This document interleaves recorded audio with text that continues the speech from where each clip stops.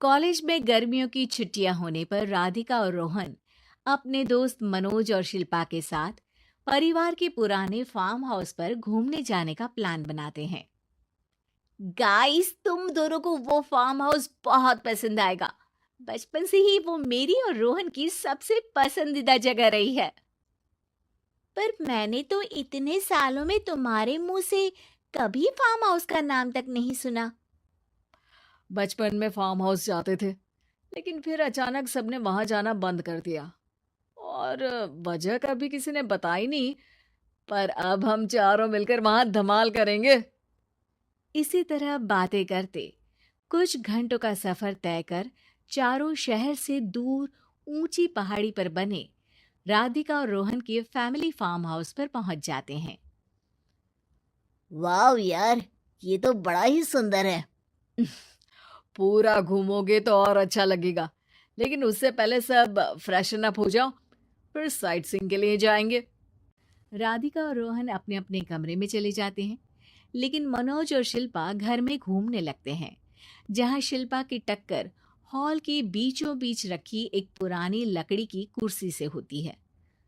आह, लगे रे माता, इस कुर्सी को बीच में किसने रखा हुआ है? अरे तेरे स्वागत के लिए भूत ने रखा होगा।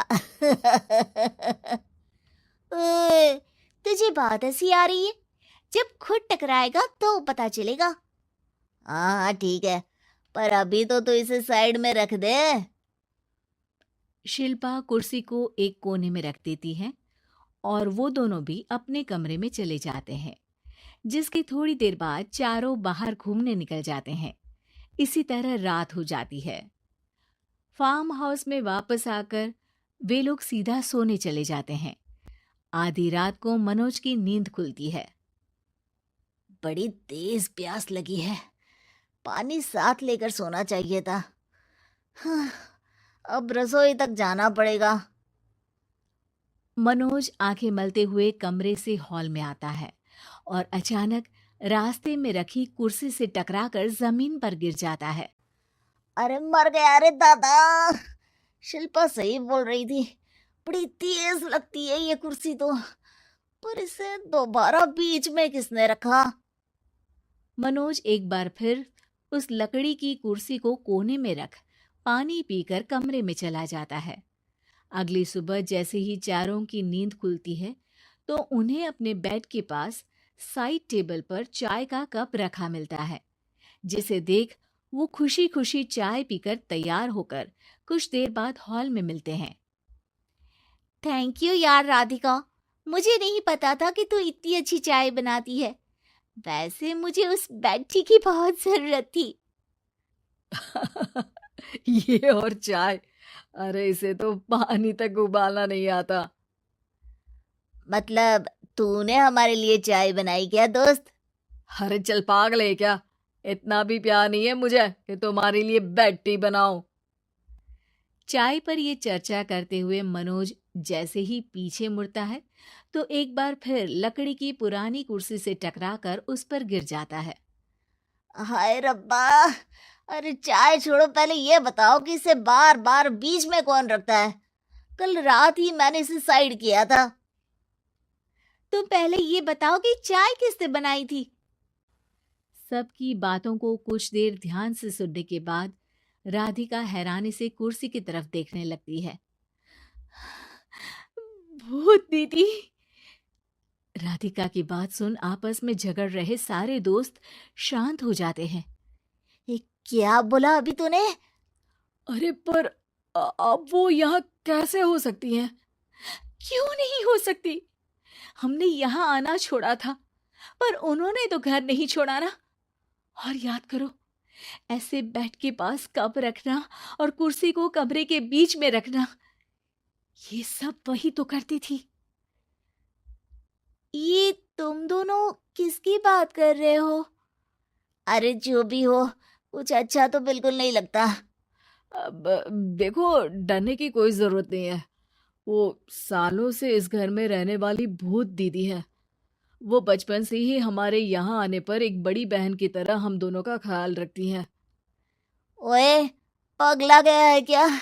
शिल्पा, मुझे यहाँ नहीं रहना, तू भी मेरे साथ ही चल। ये दोनों तो पागल हो गए हैं। जहां मनोज डर से वापस जाने की बात कर रहा होता है, वहीं शिल्पा अपने फोन में बिजी होती है। क्या तुम्हें यहाँ की सिचुएशन समझ में नहीं आ रही जो फोन में लगी हो? जिसे जो करना है करो, मैं तो जा रहा हूँ। मनोज हड़बड़ाहट में अपने कमरे की तरफ जाता है, जिसके साथ राधिका और मोहन भी उसे रोकने के लिए पीछे पीछे जाते हैं।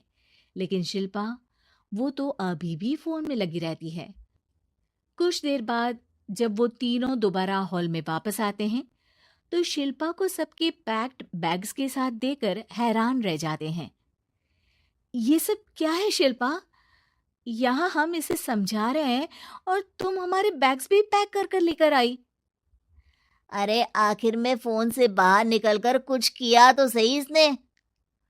दोस्तों देखो, कल से हम यहाँ हैं। भूत दीदी ने कुछ किया नहीं ना? फिर डर क्यों रहे हो?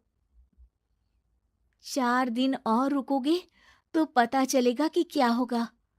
मतलब? इस पर शिल्पा उन तीनों को फार्म हाउस से बाहर लाकर सालों पहले यहाँ रह रही औरत ने अपने दोनों बच्चों को सुबह सुबह दूध में जहर पिलाकर मार दिया और फिर हॉल में उस कुर्सी पर खड़े होकर खुद भी फांसी लगा ली थी। तुम्हारी बातों से मुझे इस केस की याद आ गई। गूगल किया तो पता चला कि ये वही फार्म हाउस है। अभी भी यहाँ रहना चाहते हो, जिससे कुछ दिनों में वो सबको थोड़ा थोड़ा जहर देकर मार दे। अरे पर ये दोनों तो बचपन से यहाँ आ रहे हैं, फिर इन्हें अभी तक कुछ क्यों नहीं हुआ? अब वो तो पापा बताते हैं कि हम आते थे। हाँ, और मुझे भी एक बार का ही याद है। वाह, और कहानियां तो ऐसे सुना रहे थे जैसे सदियों से यहीं रहते हो। तीनों ये बात कर ही रहे होते हैं कि अचानक फार्म हाउस में से एक आवाज सुनाई देती है। मैं यहाँ किसी को जिंदा नहीं रहने दूंगी, किसी को नहीं। बस ये सुनने की देर ही होती है कि चारों डर से कांपते हुए तुरंत कार में बैठकर